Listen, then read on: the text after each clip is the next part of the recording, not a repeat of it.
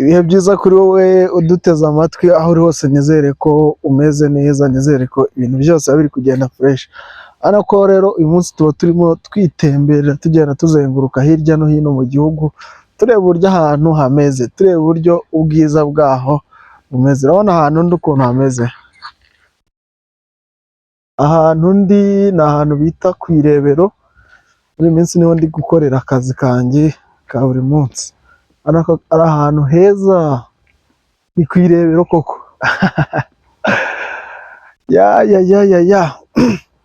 Munsi rero ushaka kubaha akantu k'agatekerezo, ni aka idea ko babyita harya, aka idea. Kera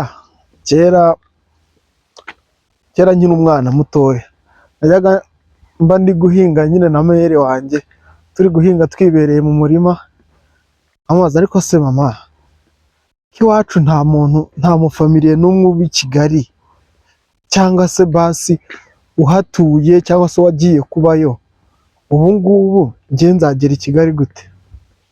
Buriya rero ababyeyi b'abamama ni abantu kenshi cyane bakunda benkuraje abana, barabenkuraje bya hatari.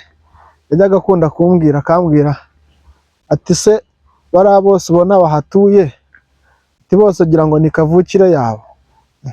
Ambwira nti wapi, ntago mbizi. Ambwira ati ntago ari kavukire yabo, ahubwo bariya bose bagiyeyo kubera impamvu zitandukanye, ati nawe uzajyayo kubera impamvu.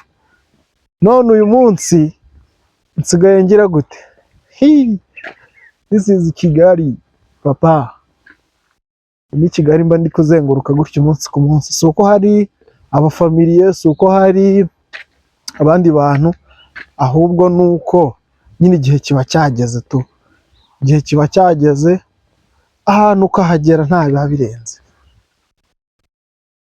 Impamvu mbivuze ni uko usanga nyine rimwe na rimwe tuvuga ngo hari ibintu tudafite, ngo ese ngo tuzabibona ryari. Ariko guess what? Buri kintu cyose iyo ari icyawe, igihe cyageze urakibona. Iyo igihe cyageze, bya bintu byose watekerezaga yuko utazabona, urabibona ukabigeraho, kandi mu buryo bukoroheye butanakuvunnye cyane. Nta gupanika, ntaki, ibintu mana urabibona bya hatari fresh. Niyo mpamvu rero nta mpamvu yo gucika intege, nta mpamvu yo kugira gute. Ibintu byose igihe cyabyo iyo cyageze urabibona. Nihekeye akabage, ni mu gitondo ngiye ku kazi, ariko nkavuga ntabwo bwakira ntabavugishije, ntabwo bibaho. Mukanira ndabaha aka content gashyashya, ndabakubita inkuru hano ziba zazengereje social media, naje ndabakubita iyindi namwe mube muri vibinga gake gake. Ciao ciao.